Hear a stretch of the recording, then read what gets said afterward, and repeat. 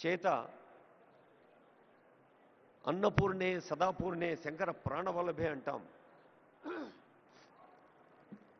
ప్రతిరోజు ప్రతి పూట మన కోసం ప్రతి ఇంట్లో అమ్మ ఎలా కష్టపడుతుందో ఏమీ ఆశించకుండా యావత్ తెలంగాణ లక్షలాది కుటుంబాల్లో రైతులు అలాగే శ్రమపడుతూ ఉన్నారు. ఆ రైతును గుర్తు చేస్తూ పంట భుజాన మోస్తున్నది తల్లి.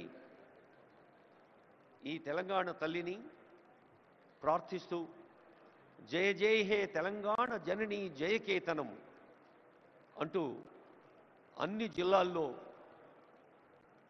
కోట్లాది ప్రజలు, వేలాది కుటుంబాలు, లక్షలాది యువత తెలంగాణ వికాసం కోసం వ్యక్తి స్థాయిలో ప్రభుత్వ అధినేతగా గౌరవ ముఖ్యమంత్రి వర్యులు కొన్ని నెలలుగా మన డిప్యూటీ సీఎం గారి నివాసం దగ్గర ఒక వార్ రూమ్ ఏర్పాటు చేసి ఎందరో మేధావులు మేధో మథనం చేసి ఈ గ్లోబల్ ఈవెంట్ ప్రపంచ స్థాయి సదస్సును తెలంగాణ అభివృద్ధి సంక్షేమాల ఉషస్సుగా ఇక్కడ రూపకల్పన చేయడం జరిగింది. మరి ఈ శ్రమ ఫలించాలి అంటే, ఈ కళ పండాలి అంటే కావాల్సింది వ్యక్తి వికాసం. ఎక్కడైతే వ్యక్తి వికసితుడవుతాడో అప్పుడే వికసిత భారతం, వికసిత తెలంగాణ సాధ్యమవుతుంది అని ముఖ్యమంత్రిగా చాలా వేదికలపై చెబుతూ ఉన్నారు.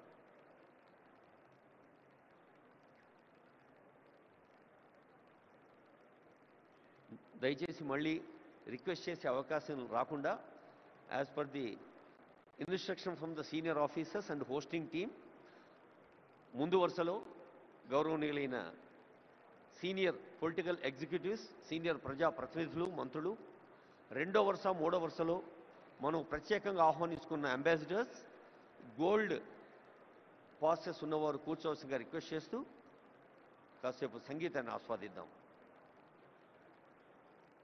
Music please.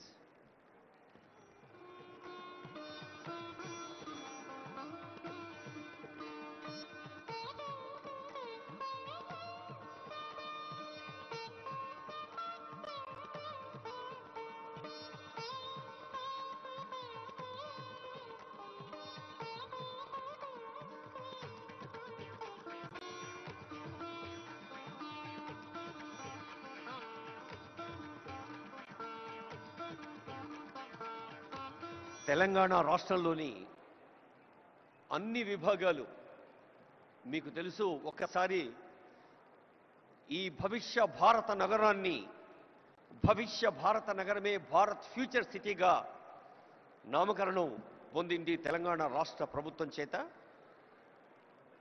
హైదరాబాద్, సికింద్రాబాద్, సైబరాబాద్ 3 నగరాల సిగలో 4వ నగ, ఈ 4వ నగరం భారత్ ఫ్యూచర్ సిటీ. ఇంత అద్భుతమైన ఏర్పాట్ల కోసం